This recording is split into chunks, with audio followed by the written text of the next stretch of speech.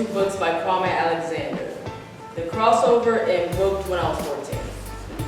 At the time, I was exhausted of these thick, non-fiction texts and the word was so densely in the pages, I just hated it. And one day I'm dragging myself to English class where I knew another textbook awaited me, and for the most of class I was right.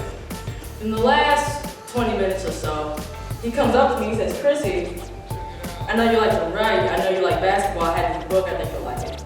Puts The Crossover on my desk. And those characteristics of mine were enough to push me to read the book.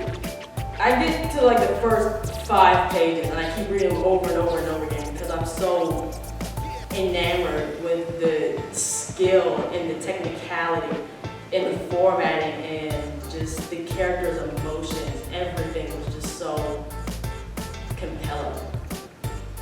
It was the first time I had connected to a book. And I was so, like, I'm sitting here reading the first 5 pages over and over again. And then the bell rang and I completely didn't even notice that I had to leave now. Eventually my friend tapped me on the shoulder, "Hey, you gotta go." Asked my teacher if I could take the book home, he agreed. And that night I went home full of inspiration. And I was so anxious to start creating works like this. I would write stories and use my friends' names with their permission. And they would come to class every day and we would all just sit and read what I wrote. I had improved immensely since then and I learned so much more about writing and my own style.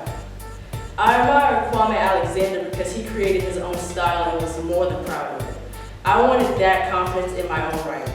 I wanted Kwame Alexander's fearlessness with expressing himself, and I was so inspired by that fearlessness that I started to explore my own style and everything I want to write. Although Kwame Alexander is an incredibly accomplished writer, he, like most middle schoolers, hated reading. He was so bored with his available selection of books at the time. The book that brought him out of his reading slump was The Greatest by Muhammad Ali. Well, a book about Muhammad Ali's life. Alexander, like most middle schoolers, didn't actually hate reading. He hated being told what to read. I hated being told what to read. I was in that same reading slump when The Crossover brought me out of my slump and inspired me to start writing. Kwame Alexander inspired me to read the books I wanted to read, write the stories that I wanted to write, and follow my dreams by any means necessary. And for that,